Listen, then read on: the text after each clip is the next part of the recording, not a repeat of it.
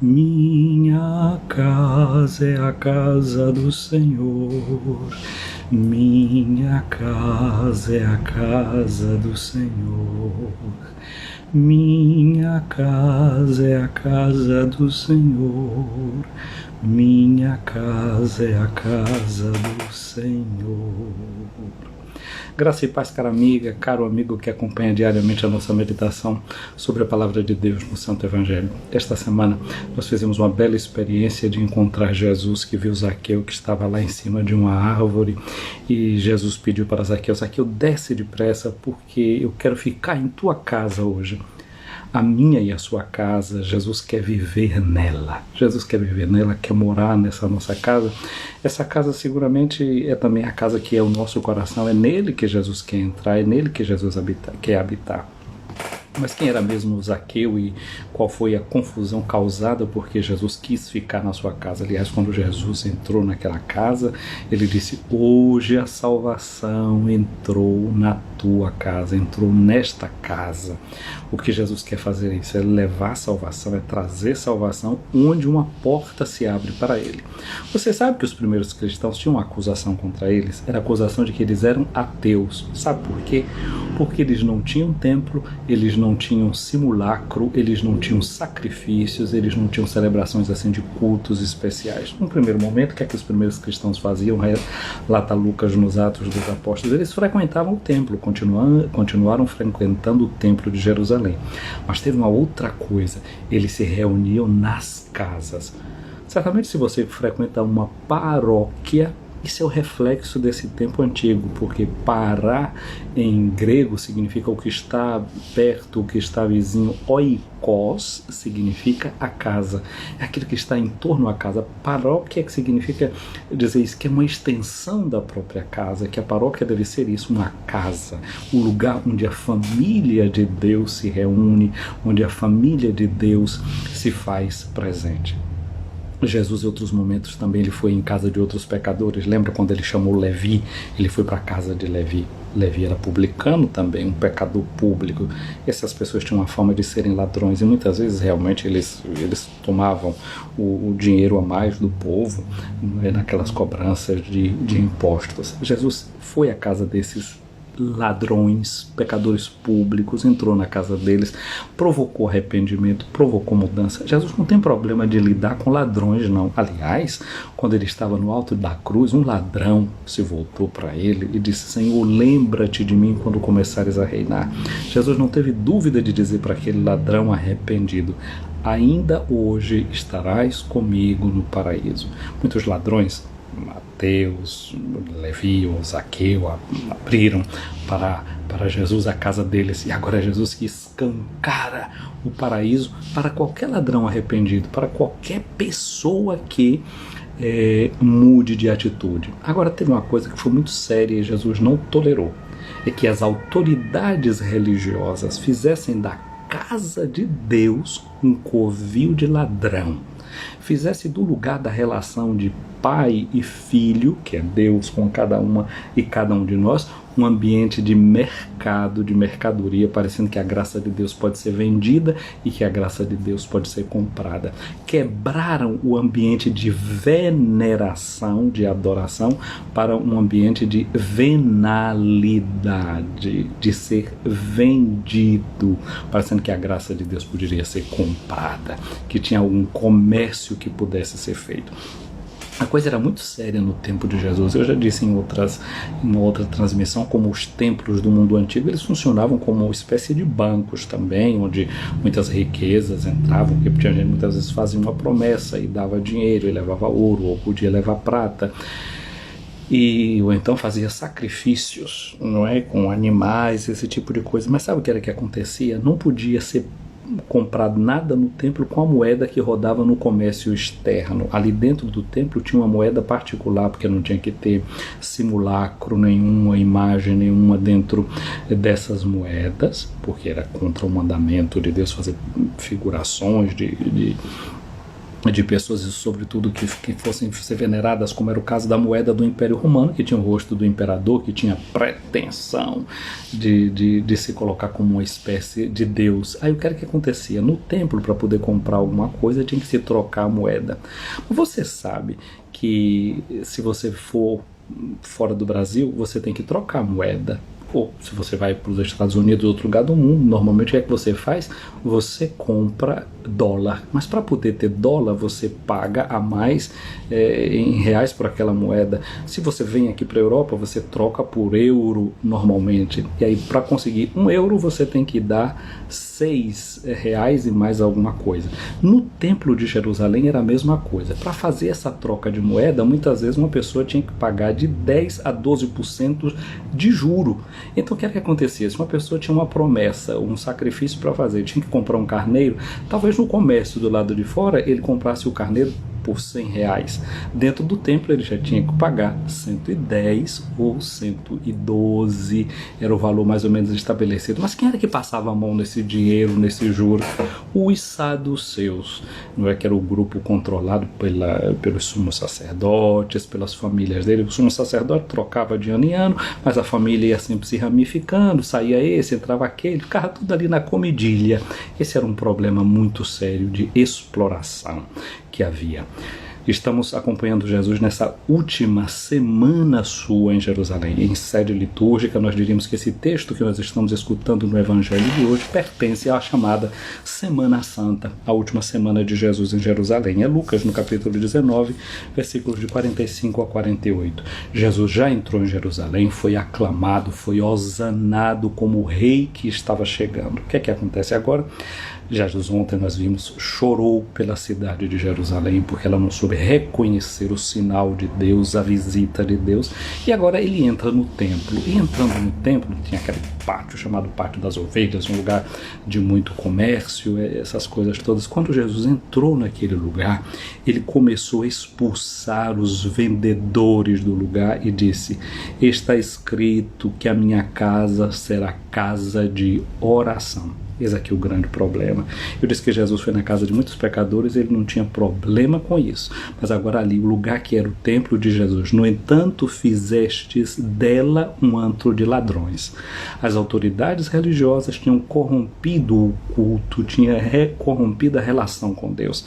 Parece que a relação agora com Deus, que é Pai, se tornava uma relação de comércio, de troca, onde você tinha que pagar por um sacrifício, pagar por isso, pagar por aquilo, e muita gente ali enchendo os seus bolsos com esse dinheiro. Ora só, vejamos bem isso aqui que está dito. A casa de Deus deve ser casa de oração. Você se lembra que São Paulo, na sua carta aos Romanos, ele diz para nós: nós não sabemos orar como convém. Por isso Deus derrama o seu Espírito no nosso coração. E o Espírito dentro de nós dá um grito. E qual é o grito que o Espírito dá?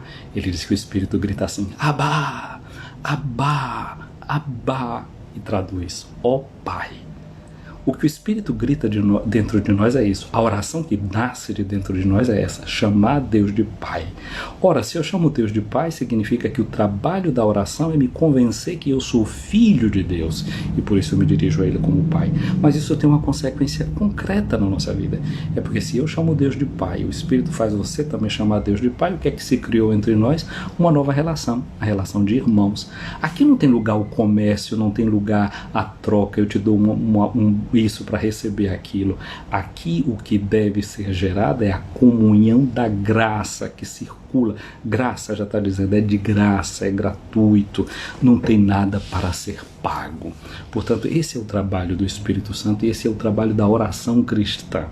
Ora, Jesus, diz o Evangelho de João no capítulo 2, que fala dessa mesma cena, só que em um contexto diferente, porque no Evangelho de João mostra várias idas de Jesus no templo. Aliás, Lucas também, porque mostra Jesus pequenino quando fez a circuncisão, aos 12 anos quando cumpriu o Bar Mitzvah, e agora também nessa cena nós estamos vendo Jesus expulsando os vendilhões do templo. Mas lá no Evangelho de João, Jesus diz assim: olha, vocês podem destruir esse templo que eu vou reedificar em 3 dias. E eles disseram: mas como é que você vai fazer isso? Os nossos pais levaram 40 anos para fazer essa casa e você está dizendo que em 3 dias vai reedificá-lo? E aí São João diz, ele estava falando do templo do seu corpo. Minha amiga, meu amigo, agora o lugar de encontro com Deus é o corpo de Cristo. O seu corpo levantado na cruz, o seu corpo da paixão, morto e depois ressuscitado, é o lugar de encontro com Deus. Isso é uma coisa muito bonita, porque agora a minha relação com Deus e a sua relação com Deus não é uma relação de fora para dentro, eu que vou entrar em um templo para poder me relacionar com Deus. É que nós fomos enxertados no corpo de Cristo por meio do batismo. Quando um padre na missa coloca o pão e o vinho sobre o altar, ele invoca o Espírito Santo sobre os dons do pão e do vinho, para que o pão e o vinho se tornem no corpo e no sangue de Cristo. Mas também é uma outra invocação do Espírito Santo, que tecnicamente em liturgia se diz epiclese. É uma invocação do Espírito Santo sobre nós que vamos comungar o corpo e o sangue de Cristo, para que nós sejamos um só corpo e um só Espírito. Portanto, agora falar do corpo de Cristo como o lugar do encontro com Deus significa que eu e você, o meu corpo e o seu corpo, esse lugar da encarnação é o lugar do encontro com Deus. E é por isso que São Paulo vai dizer, vocês não sabem que vocês são o templo onde habita Deus? Santo Agostinho dizia nas suas confissões, meu Deus, eu ficava te procurando fora e tu estavas dentro. Até a tua criação, as tuas obras me faziam ficar um pouco disperso, mas tu estava dentro. E Agostinho insiste tantas vezes com as pessoas, redete ipsum, volta para dentro de ti, porque é no homem interior que Deus habita. Deus habita em você, meu irmão. Deus habita em você, minha irmã. E aí, vamos acabar com os templos? Claro que não. Os templos são a sacramentalidade. É claro que se tem algum lugar que pode ajudar a gente a rezar, nós devemos desfrutá-lo bem. E os templos antigos, os templos dos pagãos, era assim, eles achavam que os montes tinham um lugar que tinha uma energia, uma coisa particular, e ficavam ali e faziam seus templos. Para nós cristãos não é bem assim. O Templo de Jerusalém foi um lugar que Deus indicou para ser o templo, e ele era imagem desse templo futuro, que seria o corpo de Cristo, no qual hoje você e eu pertencemos. Aquele era um sacramento, aquele era uma imagem, aquele era um símbolo. Tanto é que depois realmente esse templo foi destruído, mas permanece vivo Cristo no seu corpo. Esse corpo que agora não é mais um corpo que pertence ao passado, porque o corpo de Jesus ressuscitou e nós esperamos a vinda de Cristo na sua glória, que nós vamos celebrar domingo que vem, no seu corpo glorioso para julgar os vivos e os mortos. Portanto, esse corpo de Jesus é corpo que vem do futuro, é o futuro que tem uma palavra sobre o nosso presente. Nós não somos escravos do passado, mas nós somos libertados por essa realidade futura, que é a ressurreição dos mortos, que é a vitória de Cristo sobre o pecado e sobre a morte, que a cada sexta-feira nós renovamos fazendo a memória da paixão de nosso Senhor Jesus Cristo. Mas, minha gente, depois que Jesus anunciou tudo isso, jogando para fora aqueles vendedores, dizendo que eles estavam fazendo a casa de Deus um templo de ladrão, o que foi que ele fez?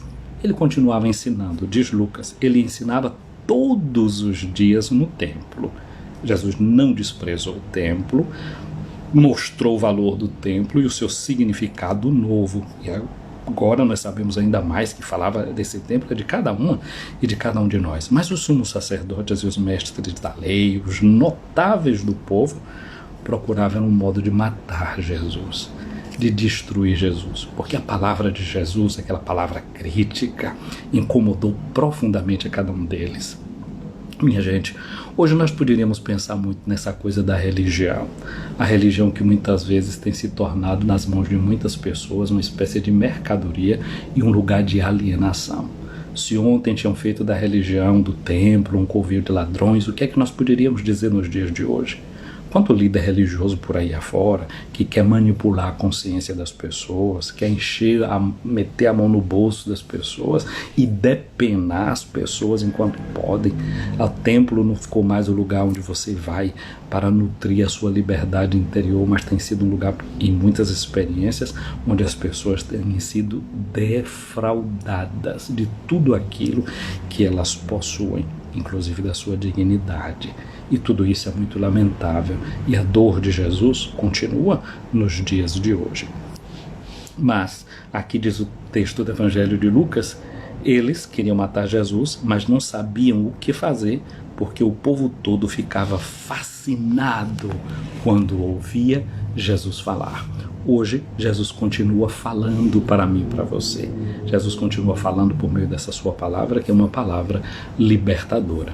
A primeira leitura de hoje também toca nesse aspecto do templo, é uma leitura do livro dos Macabeus e mostra como o templo estava sendo purificado, estava sendo colocado no seu justo lugar, porque tinha sido profanado por aqueles que tinham invadido a terra de Israel. Hoje, então, nós queremos pedir a Jesus essa graça de recuperar em nós a consciência de que nós somos o templo de Deus, nós somos a morada de Deus, nós somos a habitação de Deus. E que saibamos valorizar os nossos templos. Existe toda uma teologia em volta dos templos nossos. Por exemplo, no passado, os primeiros cristãos fizeram sempre igrejas que eram orientadas. Uma igreja onde o altar ficava para o lado do oriente, porque lembra o nascer do sol, o sol que se levanta, que passou para nós ser a imagem do próprio Cristo ressuscitado, como nós cantamos no Benedictus. Ele é o sol das alturas que nos vem visitar. Ele é o Oriente. Oriente, a palavra Oriente está aí para orientar, é o que dá uma orientação. Ou seja, o altar da igreja deve ser aquele lugar para o qual a nossa vida está orientada, para o qual a nossa vida converge, para onde nós vamos e ao mesmo tempo o lugar de onde nós partimos. É dali que nós recebemos a orientação. E a orientação que nós encontramos no altar é justamente essa, da nossa vida que tem sentido. Como canta Padre Zezinho, né? Minha vida tem sentido cada vez que eu venho aqui. Ali no altar a gente descobre o sentido, né? Aqui no teu altar eu conheço, né? Reconheço o meu lugar, né? Que ali no altar é o lugar onde a gente descobre que a gente vive do amor da entrega de Jesus e é chamado para amar. Então por isso o altar era sempre colocado no Oriente.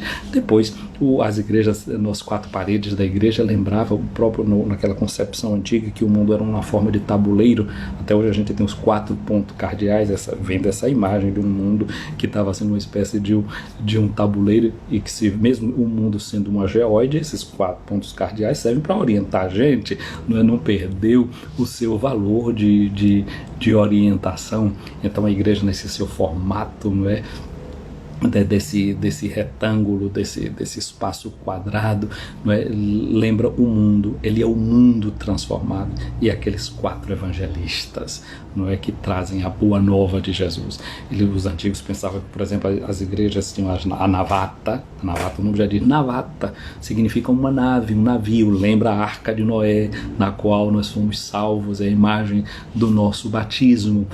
As colunas da igreja, 12 colunas de um lado, 12 colunas de outro, lembrava os 12 apóstolos, lembra os 12 profetas, não é, do Antigo Testamento. Portanto, tem toda uma simbologia que pode nos ajudar a rezar, a compreender o mistério de Deus, tem toda uma forma interpretativa. No dia de hoje, rezemos sobretudo pelos arquitetos e pelas arquitetas que precisam projetar igrejas, para que projetem igrejas de acordo com uma espiritualidade que seja libertadora, não é, que sejam igrejas que tenham por detrás delas uma mística, uma palavra, um sentido, uma beleza, não é, como já dizia Dostoiévski, a beleza é aquilo que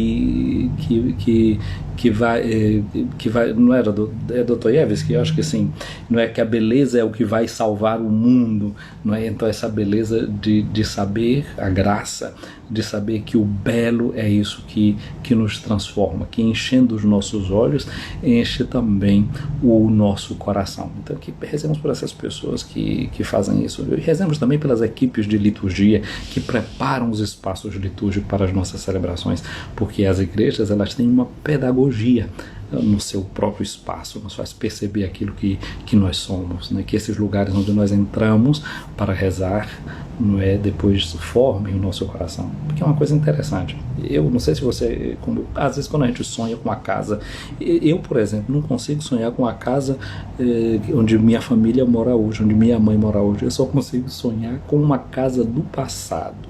Porque olha o que é que significa dizer isso, né? Que parece que a gente não está mais morando dentro daquela casa, mas aquela casa fica morando dentro da gente. A gente é de alguma forma condicionado por esse lugar onde a gente habita, por esse lugar onde a gente mora. A gente habita no lugar, depois o lugar passa a habitar dentro da gente. Então seguramente essa casa que é o templo, que é o lugar onde a gente recebe o batismo, celebra os sacramentos, de algum jeito ele vai dando forma ao coração e à mentalidade da gente. Portanto, rezemos também hoje pensando nessas pessoas que prestam esse belíssimo serviço de arquitetura dos nossos templos, da nossa igreja, para que não falte inspiração, para que ofereçam ao povo de Deus lugares que sejam mistagógicos a partir da celebração, que a gente possa fazer dentro já do espaço, que o espaço fale, que ele traduza a beleza daquilo no que nós cremos. Minha amiga, meu amigo, o Senhor esteja acima de ti para te proteger, o Senhor esteja à tua frente para te guiar, atrás de ti para te defender, ao teu lado para te acompanhar, dentro de ti para te abençoar. Que a bênção de Deus Todo-Poderoso, Pai, Filho e Espírito Santo, desça sobre ti, minha amiga, meu amigo, permaneça para sempre. Um abraço grande para vocês que estão aqui nos acompanhando. Dr. Cláudio Queiroz, aí em Salvador, Madrugada Brasileira. Um abraço, Cláudio, para ti. Hoje que conseguimos estar aqui ao vivo, né? Para Priscila, um abraço para Genilza Lisboa, um abraço para Leila Cerqueira, para Josemário em Laje, né? Eu acho que é lá de Laje, na Bahia. Um abraço para você, um abraço para Padre André Moraes, não sei se ainda é daqui, da Diocese de Campina Grande, estudante aqui no Colégio Pio Brasileiro, estudante de História da Igreja. Meu Deus o abençoe, obrigado pela companhia. Flávia Santana, um abraço para você. Um abraço para Darcy Sampaio, um abraço para JC Moral, JC, não sei se é José Carlos, um abraço, né? Para Shirley Sena, um abraço para você, bom dia. Para Vani Brito, aí em Santo Antônio de Jesus, Netcor, aí na Suíça, um abraço para você. Um abraço para Sandra Smad, de 60, aí em Brasília, um abraço grande para você, Sandra, bom trabalho no dia de hoje. Quem é mais que eu tenho aqui? Pronto, são essas pessoas que eu tenho nesse momento. Eu vou salvar já aqui o vídeo, vocês curtam, encaminhem, façam um bom uso dele. Eu vou salvar lá na nossa página do Facebook e vou deixar também lá no nosso canal do YouTube. Fiquem com Deus, uma feliz e abençoada sexta-feira, nessa consciência de que nós somos a morada de Deus, e sendo a casa de Deus, o nosso coração é lugar de oração. Não permitamos que entrem ladrões dentro do nosso coração, não é? Jesus entrou pela porta, ele é a porta pela qual entra no coração da gente, e não permitamos que ladrões e salteadores invadam a casa do nosso coração. Que a gente permaneça sempre unidos e nessa presença do Senhor. Fiquem com Deus e deixando que o Espírito Santo grite em nós, Abá ao Pai, e se estabeleça essa nova relação com o Senhor. Porque com Deus a gente se relaciona não como quem faz um comércio, mas recebendo a graça dele, que é dada gratuitamente, como diz a teologia antiga, né? Gratia gratis data. A graça que é dada gratuitamente. Gratuitamente para mim e para você. Mas toda sexta-feira faz pensar que a graça custou caro. A graça custou o sangue preciosíssimo de nosso Senhor Jesus Cristo. Como dizia aquele teólogo luterano Bonhoeffer, é uma graça cara. Ou como diz o apóstolo Pedro, nós não fomos resgatados, comprados por vil metal, nem por prata, nem por ouro, mas pelo sangue precioso de nosso Senhor Jesus Cristo. Bendigamos ao Senhor por esse sangue que nos redime. Feliz sexta-feira.